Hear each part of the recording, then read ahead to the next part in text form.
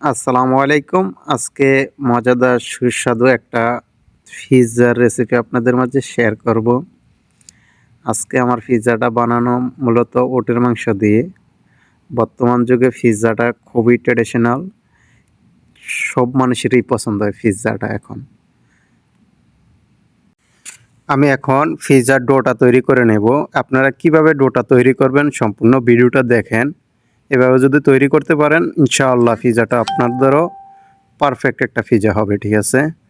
প্রথমে আমি দিয়ে দিলাম ১ চা চামচ লবণ, হাফ চা চামচ চিনি, আধা চা চামচ ইস্ট, ১.৫ চা চামচ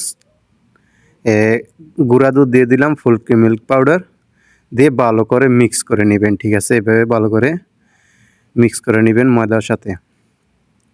মিক্স হয়ে গেলে এরপরে আপনারা কুসুম গরম পানিটা ইউজ করবেন, ঠিক আছে? ঠান্ডা নর্মাল পানিটা ইউজ করা যাবে না ডোটা তৈরি করতে হলে। কুসুম গরম পানি হালকা হালকা দিয়ে ডোটা তৈরি করবেন, ঠিক আছে? আর ডোটা যে তৈরি করবেন বেশি শক্ত না বেশি নরমও না, এভাবে আপনারা ডোটা তৈরি করবেন। এখন আমি হালকা একটু তেল দিয়ে আরও ২-৩ মিনিট আপনার ভালো করে মথে নিব, এতে করে ডোটা পারফেক্ট একটা শেপে চলে আসবে, ঠিক আছে? তো এভাবে আমি মথে নিচ্ছি। আর আমার হাতে এক হাতে মোবাইল আরেক হাতে আমি কাজ করতেছি, এই কারণে ভিডিওটা লড়তেছে, ঠিক আছে? তো এইভাবে আপনার ডোটা তৈরি করে নিতে হবে। এখন আমি ডেকে রেখে দেব আধা ঘন্টা, ঠিক আছে বন্ধুরা? আধা ঘন্টা আমি ডেকে ফ্রিজের মধ্যে রেখে দেব। এখানে আমি পিজ্জার মাংসটা রেডি করে নিব। প্রথমে দিয়ে দিলাম ব্ল্যাক পাউডার, ২ চা চামচ পেঁয়াজ বাটা, ১ চা চামচ রসুন বাটা, ২টা মরিচ কাঁচা মরিচ কুচি করে কেটে নিয়েছি, হাফ চা চামচ লবণ দিয়ে দিলাম, হালকা একটু মরিচের ফাঁকি দিয়ে আমি ভালো করে মাংসটা মিক্স করে নিতেছি। এরপরে দিয়ে দিব হালকা একটু তেল, ঠিক আছে? ১ চা চামচ পরিমাণে তেল দেওয়ার পর আমি একটা ফ্রাই প্যান নিয়েছি। ফ্রাই প্যানে আমি মাংসগুলা ভেজে নেব। যেহেতু আমি আজকে ওটের মাংস দিয়ে তৈরি করব, আমি মাংসটা আগে থেকে সিদ্ধ করে নিয়েছি। তো অত লং ভিডিওটা হয়ে যাচ্ছে, এই কারণে আমি সিদ্ধটা দেখাতে পারিনি। এখন আমি দিয়ে দিব টমেটো কেচাপ।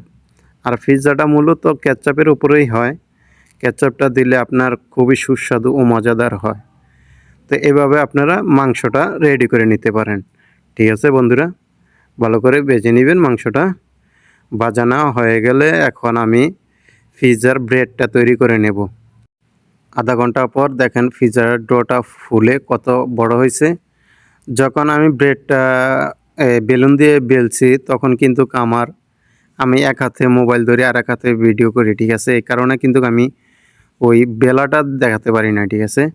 আর পিজ্জার দেখেন কত এরকম মোটা রাখতে হবে। তো এইভাবে একটা কাঁটা চামচের মাধ্যমে আপনারা একটু এভাবে করে নেবেন, ঠিক আছে?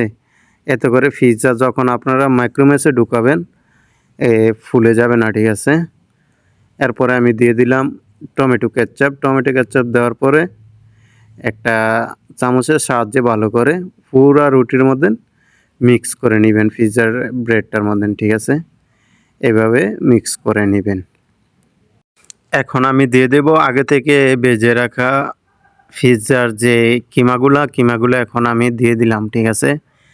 দিয়ে আপনারা পুরাটা ব্রেডের মধ্যে এভাবে ছড়িয়ে দিবেন, ঠিক আছে? একটা চামচের মাধ্যমে ছড়িয়ে দিতে পারেন। ছড়িয়ে দিয়ে এখানে আমি গ্রিন ক্যাপসিকাম নিয়েছি টমেটো, নিয়েছি রেড ক্যাপসিকাম, ঠিক আছে? এভাবে red capsicum, green capsicum, tomato slice দিয়ে পুরাটা ব্রেডের মধ্যে আপনারা এভাবে সাজিয়ে দিবেন, ঠিক আছে? সাজিয়ে দেওয়ার পর আর আমার হাতে মজরুল্লা চিজ নাই। মজরুল্লা চিজটা হলে খুবই ভালো হতো। এখন আমি একটু টমেটো কেচাপ উপরে দিয়ে দিচ্ছি, এতে করে খুবই সুস্বাদু হয়।